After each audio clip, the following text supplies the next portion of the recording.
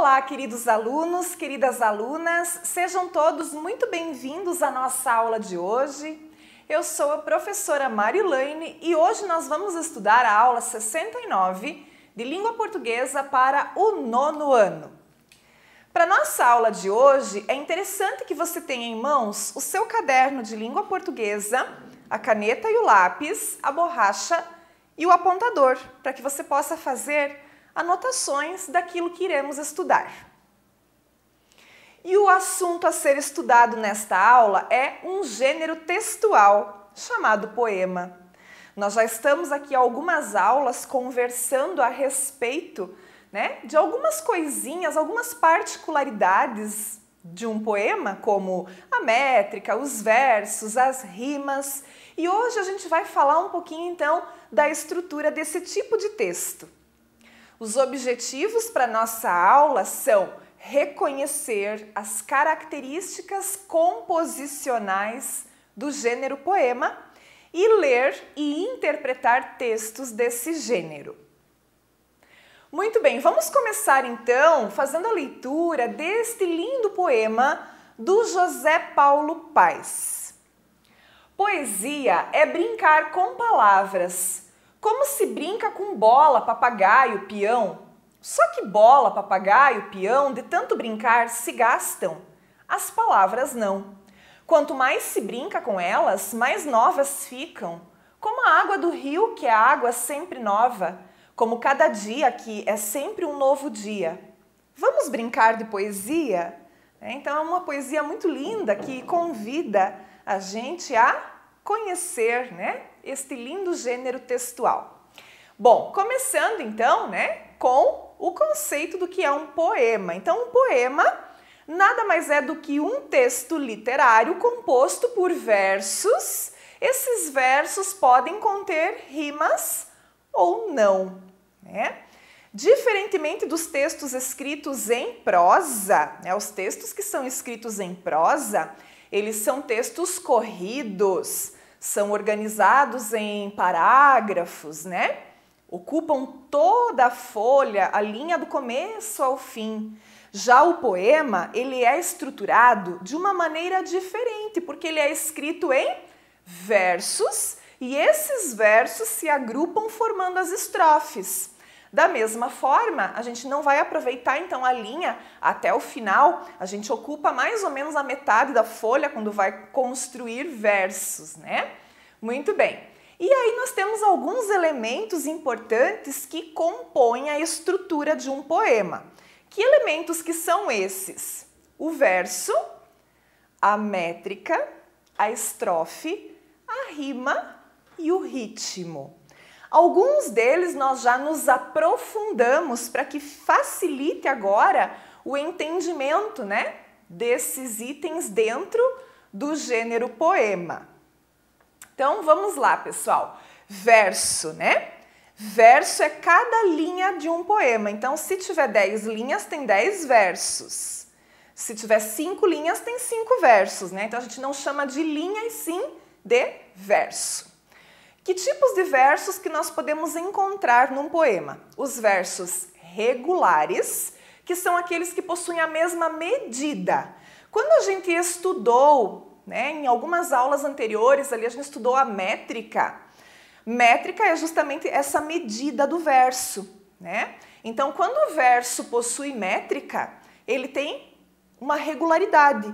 Ele pode ser bastante longo, E aí vai ser um verso decassílabo, um verso dodecassílabo, ou ele pode ser um verso menorzinho, no caso uma redondilha menor, uma quadra, Então, um quarteto. Então, esses versos, quando eles são pequenos, ou grandes, tanto faz, mas se ele apresentar um mesmo tamanho em todos os versos, a gente chama de verso regular. E, obviamente, que se ele apresentar um mesmo tamanho, é bem provável que ele possua métrica. Os versos livres. Os versos livres são aqueles que vão possuir medidas diferentes ou serão irregulares. Então, um verso vai ser bem comprido, daí o outro já vai ser mais curto, aí vai ter um outro bem curtinho, depois um outro bem longo. Então, ele não segue uma medida padrão, né? Muitas vezes os versos livres nem possuem métrica, né? Porque eles não seguem uma regularidade. Os versos brancos, que são chamados também de versos soltos, são aqueles que não apresentam esquema de rima. Na aula anterior a gente aprendeu ali vários tipos de rima, vários esquemas de rima. Então, quando a poesia ela não tem, né, nenhum esquema de rimas, a gente chama de versos brancos, né? Porque não seguem aquele padrão, né, aquela medida. Métrica, né? Só lembrando que nós já estudamos com profundidade a métrica na aula 67, né? Métrica e versificação. Então, se você ainda tem alguma dúvida, você pode retornar a essa aula e assisti-la novamente, né? Porque a métrica, para alguns, é algo simples, mas para outros não é tão simples assim, né? Fazer aquela separação de sílabas, entender a quantidade de sílabas métricas e poéticas, né? Então, a métrica, ela representa a medida dos versos, né? O tamanho dos versos. E aí, lembrando vocês que eles são classificados de acordo com o número de sílabas métricas ou poéticas que eles apresentam. Então, só recordando para vocês, né? A gente chama de monossílabo quando o verso possuir apenas uma sílaba poética. E eu ainda lembro que eu exemplifiquei isso aqui também na aula 67, dizendo que para ser um monossílabo, provavelmente é um verso formado por uma palavra, né? Dissílabo, verso com 2 sílabas poéticas. Trissílabo, quando ele tiver 3 sílabas poéticas. Tetrassílabo, com 4 sílabas poéticas. Pentassílabo, quando ele tiver 5 sílabas poéticas. E lembrando também que quando ele tem 5 sílabas poéticas, a gente chama também de redondilha menor. Um hexassílabo, quando ele tiver 6 sílabas poéticas. Um heptassílabo, com 7 sílabas poéticas. Quando ele possuir 7 sílabas poéticas, a gente chama de redondilha maior. Um octossílabo, versos com 8 sílabas poéticas. Eneassílabo, com 9 sílabas poéticas. Decassílabo, com 10 sílabas poéticas. Endecassílabo, com 11 sílabas poéticas. E dodecassílabo, quando ele tiver 12 sílabas poéticas. E eu lembro também que na aula 67 eu falei para vocês que se tiver mais de 12 sílabas poéticas, a gente chama de versos bárbaros. O professor esqueceu de colocar aqui, né, essa informação novamente. Muito bem. Então, um exemplo aqui, né, que a gente tem para relembrar essa questão da métrica é o poema Para Todos. Então, eu trouxe um fragmento do poema Para Todos, escrito pelo Chico Buarque de Holanda. Esse poema ele é escrito em redondilha maior, ou seja, versos de 7 sílabas poéticas. E o que a gente vai observar aqui nesse exemplo, né? A regularidade dos versos, ou o mesmo tamanho que eles têm. Então, eles têm 7 sílabas métricas e recebem o nome de redondilha maior. O meu pai era paulista, meu avô pernambucano, o meu bisavô mineiro, o meu tataravô baiano. Meu maestro soberano foi Antônio Brasileiro. O que a professora pintou aqui de vermelho, né? A sílaba tônica da última palavra de cada verso. Vocês lembram ainda da aula de metrificação, que isso é uma regra, né? Eu preciso identificar a sílaba tônica da última palavra de cada verso, porque a contagem, né, das sílabas métricas, ela vai ocorrer até essa sílaba tônica, né? Então, aqui são todas as sílabas tônicas e a gente está aqui observando a regularidade métrica, né? O mesmo tamanho destes versos. Vamos falar um pouquinho das estrofes, né? Então, as estrofes, elas representam o conjunto de versos. E de acordo com o agrupamento, né, essas estrofes, elas também vão receber nomes, para que fique mais fácil da gente identificar isso dentro do poema. Então, um monóstico é quando a estrofe possui apenas um verso, né? Uma linha, é um monóstico. Duas linhas, ou seja, dois versos, um dístico. Um terceto, daí já é uma estrofe formada por 3 versos. Uma quadra ou um quarteto, uma estrofe formada por 4 versos, que é esse exemplo que a professora colocou aqui no cantinho, ó. As estrelas nascem no céu, os peixes nascem no mar. Eu nasci aqui neste mundo somente para te amar. Né? As quadras ou os quartetos, ou ainda quadrinhas rimadas, como a gente também conhece, né? São estrofes de fácil memorização. Quintilha, quando a estrofe tiver 5 versos. Uma sextilha formada de 6 versos. Septilha formada de 7 versos. Oitava, quando a estrofe for composta de 8 versos. Nona, quando a estrofe for formada por 9 versos. E 10ª, quando tiver 10 versos. Gente, essa classificação da estrofe não é a mesma das sílabas métricas, né? Sílaba métrica é o tamanho que tem cada linha, cada verso.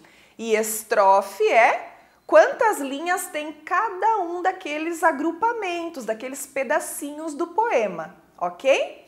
Muito bem. Rima. Já estudamos, né, as especificidades das rimas na aula 68. Então, a rima, ela também compõe a estrutura de um poema. Estão associadas à sonoridade, né? Então, essa questão sonora que vai garantir também ritmo e musicalidade ao poema, né? A rima nada mais é do que a aproximação sonora entre as palavras. Sons iguais ou semelhantes entre palavras, né? Muito bem. Mas também não podemos esquecer que não é uma regra que tenha rima num poema, né? Tem muitos poemas que não possuem rimas, que a gente chama então de versos brancos, mas que são igualmente belos. Exemplo então de um poema com rima. Vamos lá. Amor é fogo que arde sem se ver, é ferida que dói e não se sente. É um contentamento descontente, é dor que desatina sem doer. É um não querer mais que bem querer, é um andar solitário entre a gente, é nunca contentar-se de contente, é um cuidar que ganha em se perder. É um fragmento do Amor é Fogo que Arde Sem Se Ver, do Luís Vaz de Camões, poeta português. Então, olha lá, ver rima com doer e com querer e com perder, que a gente poderia chamar de rima A. Sente com descontente, gente contente, que a gente pode chamar de rima B. Né? Então, a gente tem aqui uma rima A, B, B, A, B, B, A. Né? Então, aqui temos um exemplo de poema que rima. Muito bem. E agora vamos ver um exemplo de poema sem rima e é igualmente belo. Sonhe com aquilo que você quer ser, porque você possui apenas uma vida e nela só se tem uma chance de fazer aquilo que quer. Tenha felicidade bastante para fazê-la doce, dificuldades para fazê-la forte, tristeza para fazê-la humana e esperança suficiente para fazê-la feliz. Pertence ao texto O Sonho, de Clarice Lispector. Então aqui a gente não tem nenhuma rima, mas como o texto flui, como o texto é gostoso de ser lido. Então não é a rima que vai dizer se o poema é bom ou não. O ritmo, pessoal, o ritmo ele está relacionado com a questão sonora, com a questão da musicalidade presente nos poemas. É um elemento muito importante também, e ele é produzido de forma intencional, de acordo com as palavras que o escritor escolhe, né, para dar ritmo poético ao seu texto. Vamos ver então um exemplo de poema com ritmo. Vocês vão observar aqui a questão das rimas, né? Mas ele tem ritmo, ele tem sonoridade, ele tem musicalidade, né? Ele pode ser facilmente cantado. Então é um trecho do poema Ijucapirama, que é um poema indianista, do poeta Gonçalves Dias. Meu canto de morte, guerreiros ouvi, sou filho das selvas, nas selvas cresci, guerreiros descendo da tribo Tupi, da tribo pujante que agora anda errante, por fado inconstante, guerreiros nasci, sou bravo, sou forte, sou filho do norte, meu canto de morte, guerreiros ouvi. Então é claro que além da escolha vocabular, né, as rimas elas também contribuem bastante para esse ritmo. A questão também dos versos serem curtos, né? São versos aqui, se não me engano, são versos pentassílabos, né? Formados por 5 sílabas métricas ou poéticas. Então isso também ajuda a garantir o ritmo, né? A sonoridade, a musicalidade. É um texto que pode ser facilmente memorizado e cantado. Recursos estilísticos poéticos. Dentro da poesia vai ser muito comum a gente encontrar figuras de linguagem, né? Que são os recursos estilísticos usados nas poesias e que conferem uma maior expressividade para o texto. Então nós vamos encontrar aí nos nossos poemas, né? Metáforas, antíteses, sinestesia, hipérbole, prosopopeia, anáfora, aliteração, paronomásia, assonância, onomatopeia, etc, etc, etc, né? Por isso a gente já vem estudando também as figuras de linguagem, porque elas vão ser encontradas nos textos poéticos. A gente vai, como exemplo aqui, né, observar um texto da Cecília Meirelles chamado Recordação, e é um poema que possui sinestesia, que é aquela figura de linguagem que mistura as sensações relacionadas aos nossos 5 sentidos. Quais são mesmo os nossos 5 sentidos? O tato, a audição, o olfato, o paladar e a visão. Então, quando o poema emprega palavras, né, que remetem a um destes 5 sentidos, a gente diz que o poema tem sinestesia. Então, olha lá o trechinho do poema da Cecília. Agora, o cheiro áspero das flores leva-me os olhos por dentro de suas pétalas. Eram assim teus cabelos, tuas pestanas eram assim, finas e curvas. Então, nós temos aqui o cheiro áspero, né? Cheiro. Cheiro nos remete a olfato, né? Nariz, olfato. Áspero. Áspero é algo que eu só consigo sentir se é áspero ou liso se eu tocar.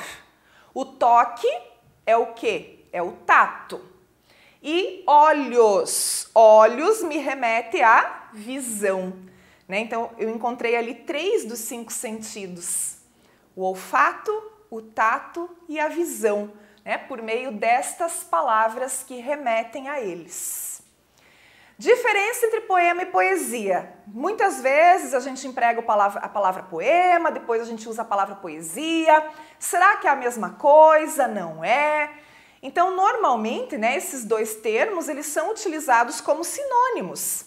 Porém, existe uma diferença entre o seu significado de fato.